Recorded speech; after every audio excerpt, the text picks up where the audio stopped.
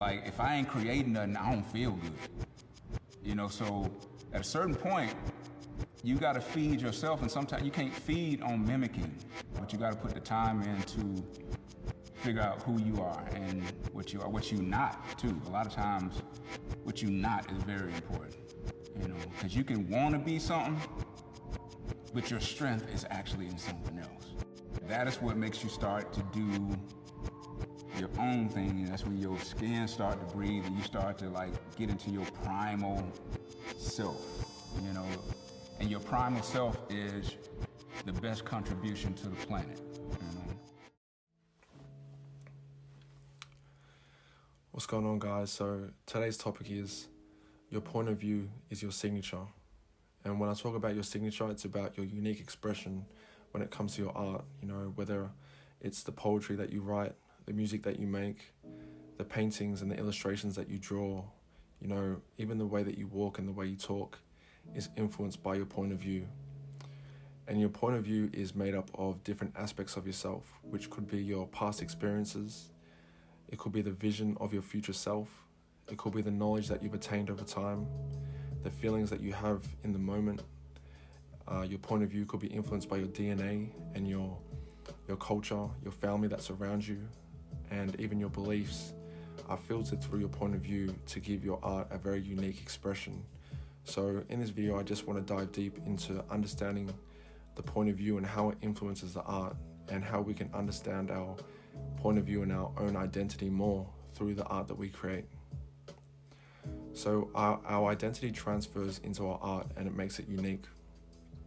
And I can say this for myself, my identity has been built over the last 28 years from my experiences of, you know, traveling, you know, experiences of, you know, going out into the world and having unique relationships with people and conversations. The books that I read, you know, has all filtered very consciously within me into my art. And in my photography, for example, you can see a lot of very Eastern traditional type of ideas in my photography because of my early childhood living in a village. So that those early experiences in my childhood have led me to express a very unique perspective that I have within my own mind about the world. You know, maybe someone who's just lived in the inner city for a very long time has their own unique experience, and that filters in their photography, and it's very contrasting possibly to my photography. So your identity transfers into your art, and that's what makes it so unique. And we all have our unique experiences on this world. No one is ever the same. No one comes from the same family. You know, we might come from the same culture, but the way we process our thoughts and our emotions, the books that we read and the friends that we have around us all influence us. And, you know, it makes us so unique that no one is ever the same. So I think it's important to tap into your uniqueness and trust your uniqueness when it comes to your art, because then you'll stand out and you won't be like the rest. And the rest could be, you know, the mainstream art that people are creating for the mainstream industry. But if you're making art for yourself and your own self-expression, I think it's really important to tap into yourself and understand what makes you, you know, your interests, your curiosities, your past experiences, your current feelings, and the knowledge that you're attracted to. You know, understanding more of yourself can give you a more finer tool and a more finer point of view when it comes to making your art more yours and more of yourself. And, you know, we as people are curious about other people's lived experience. You know, I think that's why people from the suburbs like to listen to music that come from the hood or come from places where there's a lot of poverty, because then they experience certain parts of that reality that they've never experienced themselves.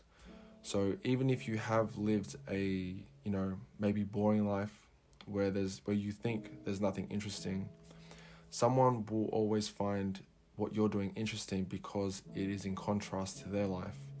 So I think it's important to accept your own point of view, your own life, and understand that who you are, even though you might think it's boring or it's not attractive as an expression in art, is always going to be very unique and is always going to resonate with someone out there.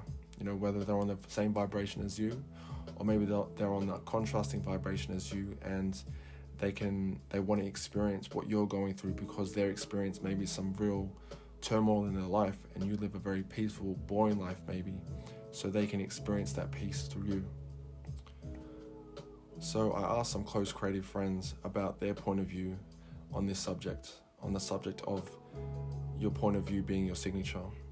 And I wanted them to help me understand more about their own unique perspective on this topic. So, you know, some subjects and ideas that they gave me was one about the plumber analogy, which comes from KRS-One's book, The Gospel of Hip Hop. And he talks about when a plumber enters a house, he sees the house in a very different way compared to a carpenter. You know, the plumber might see the drainage pipes, you know, he might see whether the pipes are running through the house. Or maybe a carpenter enters the house and he can see, you know, the different way the house is being constructed, the different dimensions, you know, the different timbers that are being used. So, you know, two different trades that enter a house have two different perspectives on the house due to their experience and their knowledge of the house. And so they see the house very differently to each other. And that's the way life goes sometimes, is that, you know, what we see in life in the house is very unique to us because of our own knowledge and experience. And so that was one of the ideas that was brought up in the conversation about this. Another one was being that your point of view can be influenced by your needs. You know, and what do I mean by needs, or what did they mean by needs? Well, sometimes, you know, taking this back to Maslow's hierarchy of needs, the bottom level is, you know, survival, and then reaching towards the top is spiritual enlightenment and purpose. And so some people are in need, you know, whether they're in poverty or they're just not living right, is that their basic needs are food and survival and safety. So their art could be an expression of those needs. You know, they could be living in the hood, for example, in poverty, and what they rap about is, you know, safety or lack of safety or lack of food, and about their survival in the hood, and that influences their art.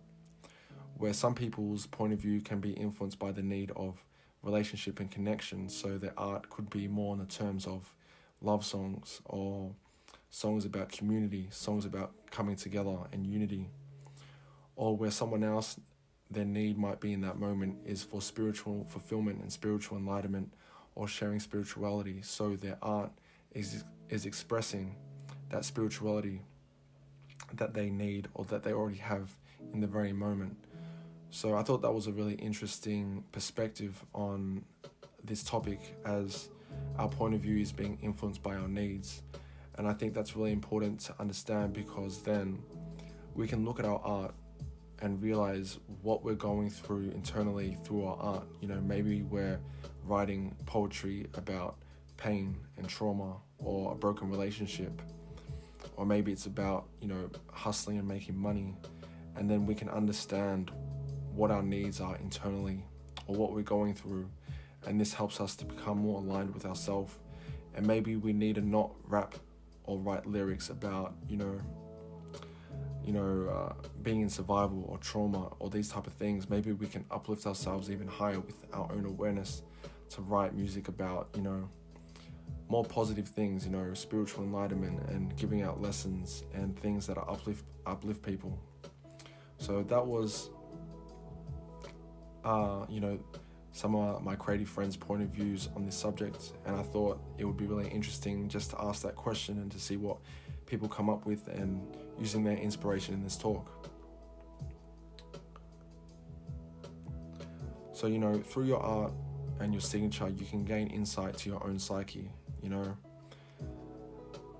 for me, for example, I could see that from my last project that I put out, Love Confidence Volume 1, compared to the next project that I'll be putting out, there is a shift in my psyche and my spirit through my experience in life between that first project and building this next project.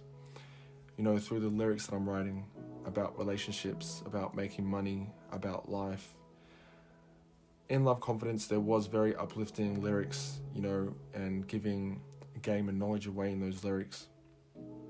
But there's a shift in this one that there is more just upliftment and positivity in it. And, you know, that just kind of shows for me that there has been a shift in my own paradigm internally about what I'm trying to promote in that moment, or in this moment where I'm at now creating this project.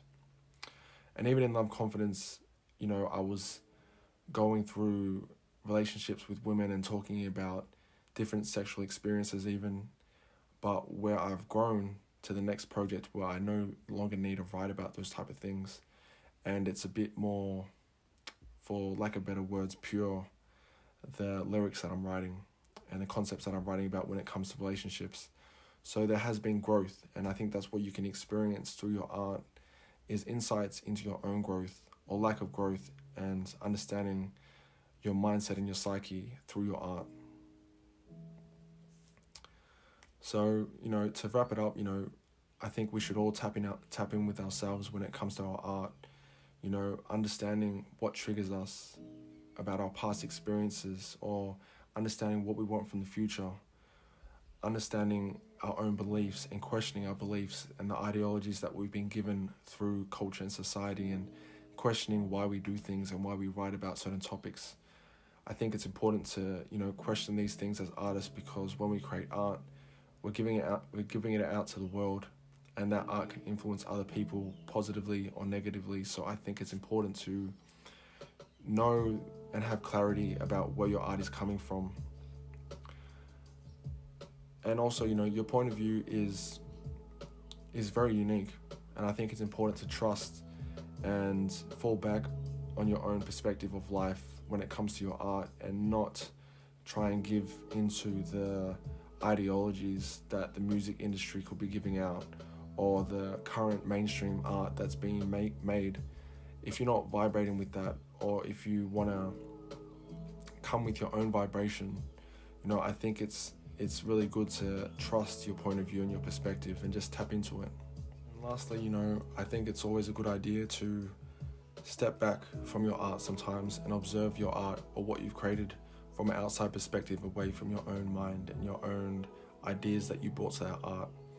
So you could see it from other people's point of view and see what you've made. What message have you created? What vibration is your art giving? You know, and then you can understand, you know, if you want to be a conscious artist, you know, is this the art that you want to be making? Is this the craft that you want to be giving out to people, to uplift people or to share with people about your own experience? So I think, you know, every now and again, it's a good idea to go back to old music or current projects that you're doing and observe it from an outside perspective to see if this is the right choice of art and craft that you want to be making, or even just to observe where you're at in the moment internally, about what, you know, energy you have internally that makes that art, so you can understand yourself better. So I'm gonna leave it at that. I hope this was well put together, that you guys could understand the concepts that I'm giving out. And yeah, until the next video, y'all. Peace.